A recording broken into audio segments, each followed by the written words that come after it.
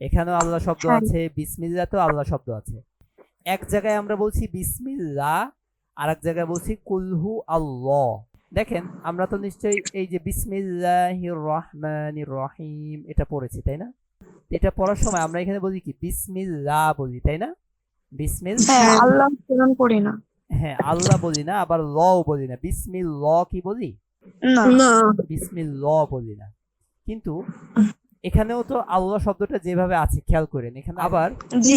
Same ভাবে যদি আমরা সূরা ইখলাস তো চিনি আমরা, কুল হু আল্লাহু আহাদ, এখানে যদি দেখেন এখানেও তো আল্লাহ শব্দটা আছে, এখানেও আল্লাহ শব্দ হ্যাঁ। আছে, বিসমিল্লাতেও আল্লাহ শব্দ আছে। এক জায়গায় আমরা বলছি বিসমিল্লাহ, আর এক জায়গায় বলছি কুলহু আল্লাহ। ঠিক আছে? হ্যাঁ। তাহলে কখন লা হয় আর কখন ল হয় এটা চেনার জন্য আপনাদেরকে আজকে একটা গ্রামার শিখাবো।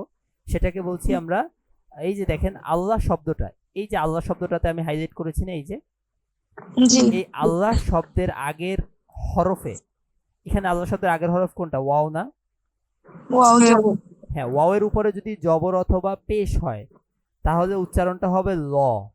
ঠিক আছে? যেটাকে আমরা পুর বলছি, হ্যাঁ, এটাকেও পুর বলছি যখন ল উচ্চারণ হবে। তাহলে এখানে আল্লাহ শব্দের আগে যদি জবর অথবা পেশ হয় তাহলে আল্লাহ শব্দটা আল্লাহ হবে। আল্লাহ মানে কুল হু আল্লাহ, কুল হু আল্লাহ, এভাবে।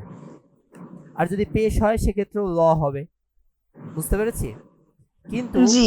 যদি জের হয়, যেমন এখানে আল্লাহ শব্দের আগের হরফ কি? মিম না? মিম, মিমে জের আছে, তাই আমরা আল্লাহ শব্দটাকে কি বলবো? লা উচ্চারণ করব, বিসমিল্লাহ, এভাবে। আল্লাহ শব্দের আগে যদি জবর অথবা পেশ হয় তাহলে আমরা কি বলবো? ল বলবো, আল্লাহ বলবো। ঠিক আছে?